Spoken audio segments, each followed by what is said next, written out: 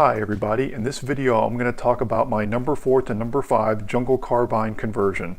The reason why I did this is because I received a number 4 Mk1 that was in bad shape, and I'll explain to you the options that were available to me and how I used the conversion kit from Numrich to turn this into a number 5 jungle carbine. I'll also talk about reloading 303 British and the kind of accuracy I'm getting out of this rifle, and then I'll leave off at the end with a bunch of range footage of me shooting the rifle.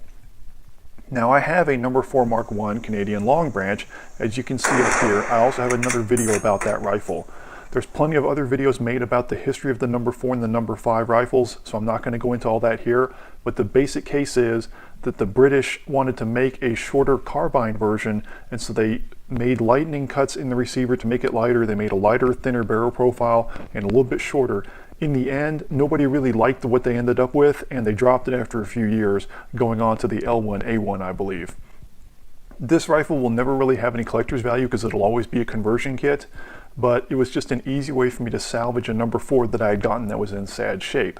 The upper handguard had been removed, the barrel had been cut down in a very rough way, but it still had a matching receiver, bolt, and magazine numbers, and mechanically it was fairly sound. In the end, the most cost-effective option for me, wanting to have more of a military-style configuration, was to do the number 5 jungle carbine conversion kit. The real advantage to that is that I do not have to remove or install a barrel, which would require specialized gunsmithing tools. The hardest part about all this kit really was getting the conversion flash hider on properly on the front of the barrel, which I'll go into more detail about that later. But the rest of it was pretty straightforward. You simply replace the stock pieces, and I also did some painting in there, but you end up with a number 4 action, barreled action, which looks like a number 5 on the outside.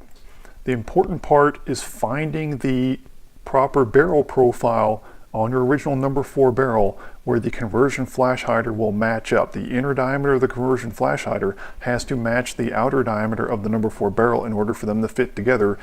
Notice that I'm calling this a conversion flash hider. This is not a real number 5 flash hider. If you had a real flash hider from a number 5, it would not fit on here because the number 5 barrel profile is thinner. The inner diameter is wrong. That's why this is a conversion flash hider, because it's meant to go on a number 4 barrel. Using calipers, I measured the taper of the number 4 barrel until I can find a place on the barrel where it's going to match up with the number 5 conversion flash hider. Now, if you want to move the flash hider back a little bit more, you could do some lathe work to turn down the barrel, and you could move the flash hider back closer to 18 inches or so. Do be aware of your laws regarding firearm length and your minimum barrel length. You do not want to run into a problem with that. The other part that's really important is getting the flash hider on straight. The flash hider acts as the base for your front sight, so if it's canted any way, left or right, you're never going to be able to get a good zero on the rifle. What I did was I clamped mine in a vise, leveled out the receiver, and then had a vertical line drawn on the wall, and I used the rear sight to line it up on the front sight, mocking up how the flash hider was going to fit and getting it perfectly vertical. After that, I could drill and pin through the 2 pinholes on the flash hider to hold it securely to the barrel. Make sure that you install your upper handguard ring before you put the flash hider in place. You will not be able to slip the handguard ring over the front sight protector ears. So put all your stuff on first before you secure that.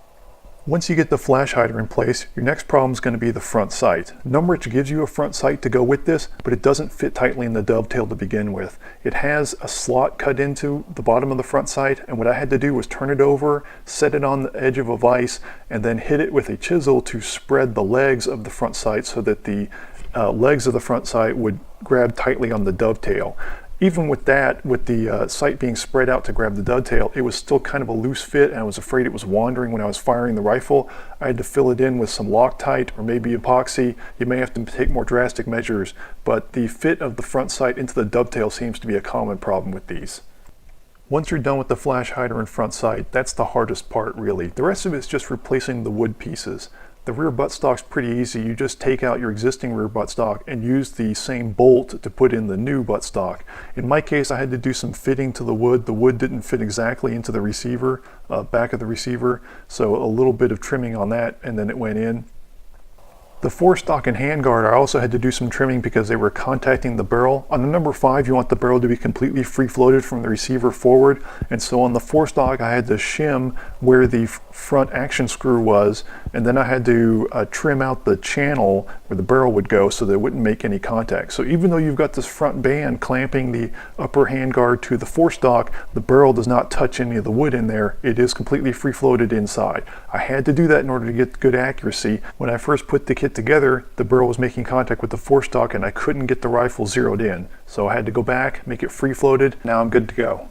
Now let's talk about ammunition for the 303 British. This particular stuff is military surplus. It's Berdan primed with a cordite propellant. It kicks pretty hard, but it's not very accurate in either one of my Enfield rifles. Those days are long gone, and you can't get surplus for cheap anymore. You can buy new production 303 ammo, but it's pretty expensive, about $18 for a box of 20. So I've gone to reloading. I take the commercial brass that's boxer primed, I neck size it, and I use a 311 diameter bullet.